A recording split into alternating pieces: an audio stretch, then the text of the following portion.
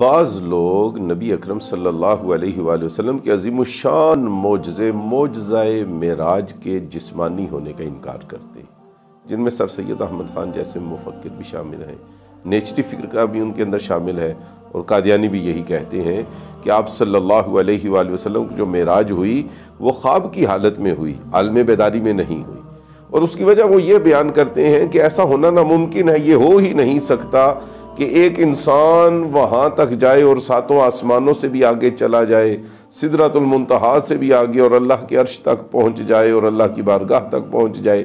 یہ ہو نہیں سکتا، کوئی آسمانوں سے اوپر جا نہیں سکتا اور نیچے آ بھی نہیں سکتا۔ تو میں آپ کے سامنے ایک عقلی دلیل رکھتا ہوں۔ اللہ تعالیٰ نے حضرت آدم علیہ السلام اور حضرت حوا علیہ السلام کو پیدا کیا، جنت میں رہنے کا حکم دیا، اور ایک ممنوع پھل کھانے کی وجہ سے اللہ تعالیٰ نے ان کو نکل جانے کا حکم دیا۔ اللہ نے فرمایا نکل جاؤ، اور اللہ نے ان کو نکالا۔ نکالنے کے بعد ان کو سواری بھی نہیں دی، اور اس کے بعد ان کے ساتھ کوئی فرشتہ بھی نہیں بھیجا کہ ان کو زمین تک چھوڑ آؤ۔ اللہ تعالیٰ نے ان سے کہا کہ میری بارگاہ سے نکل جاؤ اور زمین پہ اتر جاؤ۔ تو حضرت آدم اور حضرت حوا علیہم السلام وہاں سے نکلے اور زمین پہ آئے۔ آدم علیہ السلام سری لنکا کے جزیرے سراندیپ میں اترے، وہاں پہ ایک پہاڑ کے اوپر ان کے قدم کا نشان ابھی تک موجود ہے۔ حضرت حوا علیہ السلام سعودی عرب کے شہر جدہ میں اتری۔ وہاں جدہ کو جدہ اسی لیے کہا جاتا ہے کہ جدہ کا معنی دادی ہے۔ حضرت حوا علیہ السلام وہاں پہ اتری تو اس شہر کا نام ہی جدہ پڑ گیا۔ اب آدم علیہ السلام اور حوا علیہ السلام آسمانوں کے اوپر سے زمین پہ تشریف لائے، کسی کو کوئی انکار نہیں، حالانکہ اللہ نے ان کو نکالا تھا۔ اللہ نے ان کے ساتھ سواری بھی نہیں بھیجی، فرشتہ بھی نہیں بھیجا۔ عیسیٰ علیہ السلام کو اللہ تعالیٰ نے زندہ زمین سے اوپر اٹھایا اور دوسرے آسمان تک پہنچا دیا۔ قرآن پاک میں آتا ہے اللہ تعالیٰ نے ادریس علیہ السلام کو زندہ زمینوں سے اٹھایا اور چوتھے آسمان تک پہنچا دیا۔ تو میرے محترم سامعین، آپ ذرا سوچئے کہ حضور کے معراج کے جسمانی ہونے کے حق میں یہ کتنی بڑی اور زبردست عقلی دلیل ہے۔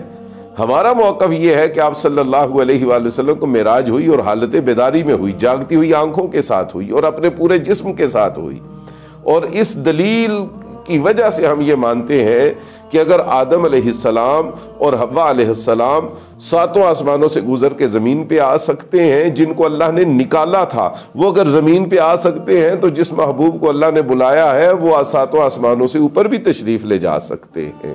معراج راز سیک محبتاں دا نہیں کسے دی سمجھ وچ آن والا، سدیا طالب تے گیا مطلوب اتے، جبرائیل سی صد لے جان والا، بازے آکھدے نے بنا دروازیاں تو، کیویں گیا او عرشاں تے جان والا، پر ابر ایتھے عقل نو دخل کیے، جانے جان والا یا لے جان والا۔ اور یہ بات بھی یاد رکھیں، اگر عیسیٰ علیہ السلام زمین سے اٹھ کے دوسرے آسمان پہ جا سکتے ہیں، ادریس علیہ السلام یہاں سے چوتھے آسمان پہ تشریف لے جا سکتے ہیں، تو جو ان کے امام ہیں، جو امام الانبیاء ہیں، وہ زمین سے ساتوں آسمانوں سے اوپر بھی تشریف لے جا سکتے ہیں۔ تو دیکھیے کیسے عجیب لوگ ہیں، انہوں نے آدم اور حوا کے آنے کا انکار نہیں کیا، عیسیٰ اور ادریس کے جانے کا انکار نہیں کیا، مگر حضور کے اس عظیم الشان معجزے کا انکار کیوں کر رہے ہیں؟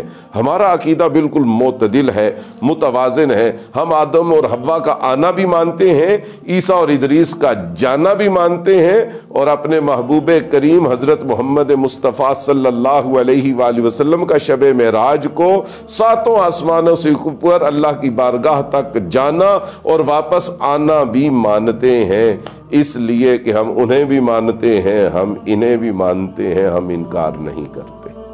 جو حضرات کوئی سوال پوچھنا چاہیں وہ کمنٹس کے اندر اپنے سوالات بھی دے سکتے ہیں، کسی خاص موضوع کے اوپر کچھ سننا چاہتے ہیں تو اپنا موضوع بھی بتا سکتے ہیں۔ چینل کا نام ہے سید عطا اللہ شاہ بخاری آفیشل، اس چینل کو سبسکرائب کریں تاکہ نت نئی جو ویڈیوز ہیں اور اس قسم کے معلوماتی مسائل وہ آپ تک بر وقت پہنچ سکیں۔